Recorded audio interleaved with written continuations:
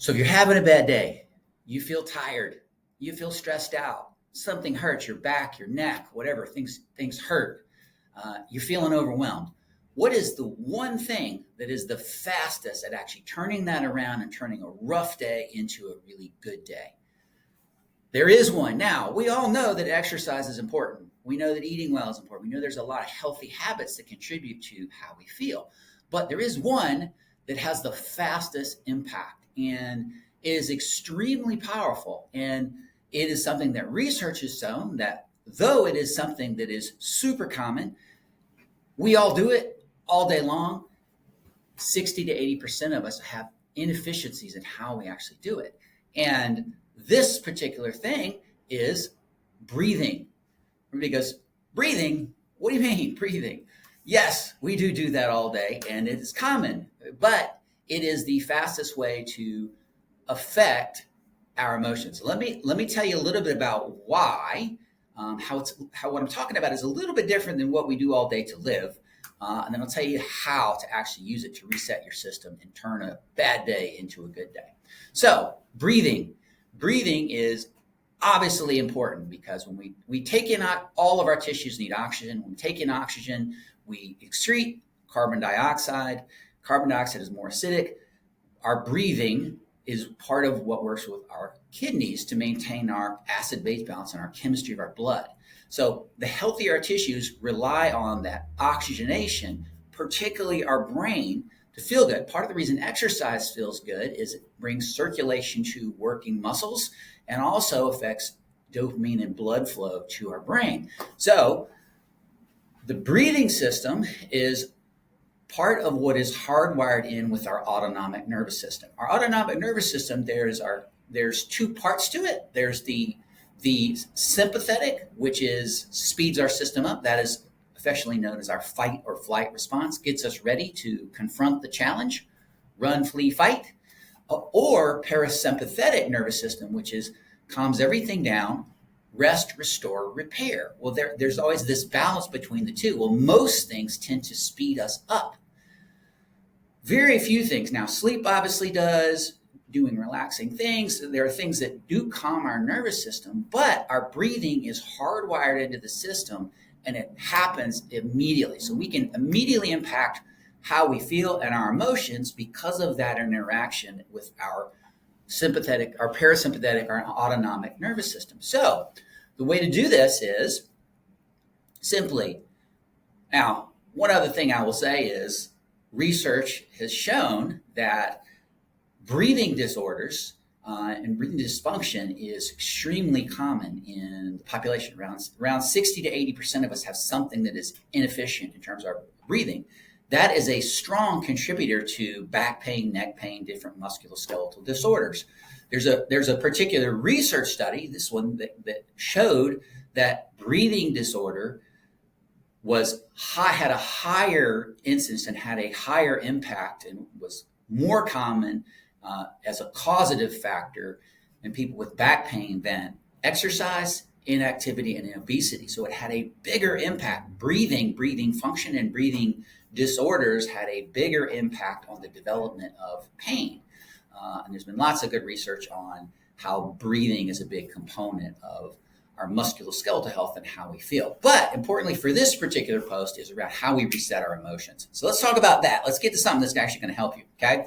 So breathing, what you want to do, and this could be done and it can reset the system with as little as 5 minutes, 3 minutes, 10 minutes. Obviously, if you've got a little bit of time, that really helps because most of us need some practice at getting good at this. But all you do is sit in a nice, relaxed position. And what you want to do is you want to go just breathe in through your nose and then out through your nose, nice and slow. So in other words, in, pause, and then out very, very slowly, okay? Now that long, slow exhale. Now it's important that it is a longer exhale than it is an inhale. So if your inhale is for 2, your exhale should be at least for 4. Now I'm going to breathe out my mouth because I want you guys to hear me for the video, the purpose of this video. But it's just,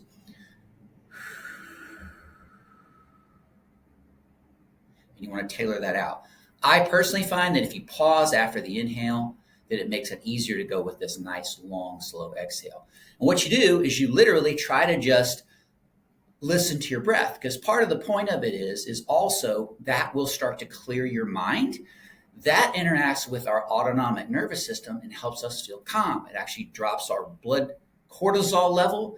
It reduces our inflammatory response. And so biochemically, it rewards us with improved health.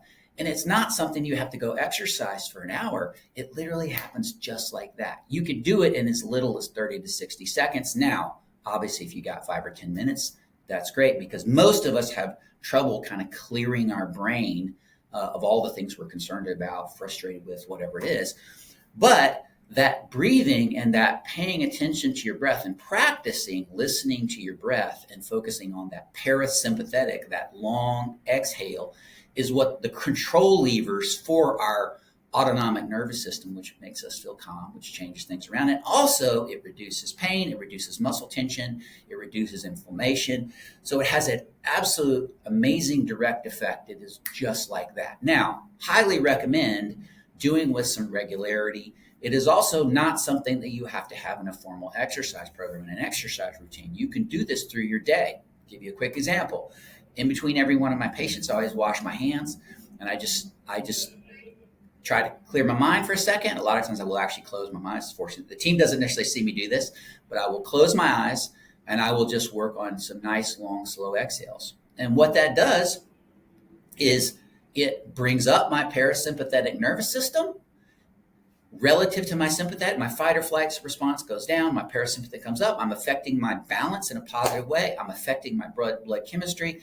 It makes me feel calm. It makes me feel encouraged. It's about finding that quiet space.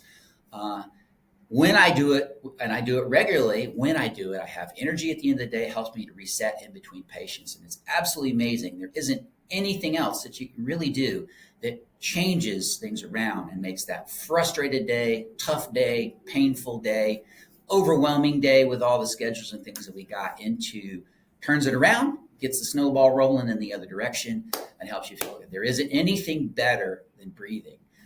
Now, as a population, we're not real efficient about it. While we all do it all day, most of us are not efficient for a lot of reasons. And so there's other components and parts to how breathing is done, how we get the most out of how we breathe.